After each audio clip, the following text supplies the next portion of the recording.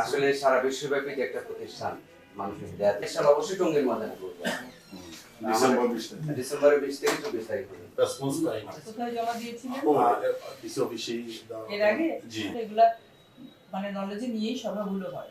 আমরা খুশি যে আপনি ওই দিনই মাওলানা সাদ কান্দলবি উনি যেহেতু সারা পৃথিবীতে ইজতেমা করতেছেন ওনাকে আমরা চাই যদি একটা অর্গানাইজেশনে একটা সংগঠনের আমির যদি না আসে ইজতেমাতে তা আমরা কি মেসেজ নিয়ে যাব।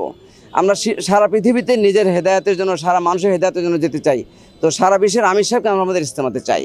তো এই জন্য আমাদের জোর দাবি আমরা ডিসি মহোদয়ের কাছে আসছি প্রধান উপদেষ্টার কাছে যাওয়ার জন্য। আমরা এসপি মহোদয়ের কাছে যাব স্বরাষ্ট্র উপদেষ্টার কাছে স্মারকলিপি পাঠানোর জন্য, আমরা কমান্ডিং অফিসারের কাছে যাব সেনাবাহিনীর প্রধানের কাছে যাওয়ার জন্য, এবং শেষ পর্যন্ত আমরা গাজীপুর মেট্রোপলিটন পুলিশ কমিশনের কাছে যাবো ইনশাআল্লাহ। তবলিগ জামাতের আমির মাওলানা সাদ কান্দলবি উনি যেন আমাদের ইজতেমা 7, 8, 9 ফেব্রুয়ারি ওখানে যেন টঙ্গীর ময়দানে আসতে পারেন।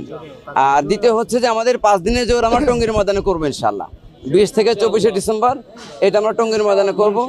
আর এরপর হচ্ছে যে আমাদের এই যে সমস্ত মসজিদে যেন আমরা শান্তি শৃঙ্খলাভাবে আমল করতে পারি, ওনারা আমল করুক আমরাও আমল করি, ওনাদের ব্যাপারে আমাদের কোনো অসুবিধা নাই, আমরা যেন আমাদের মসজিদে আমল করি।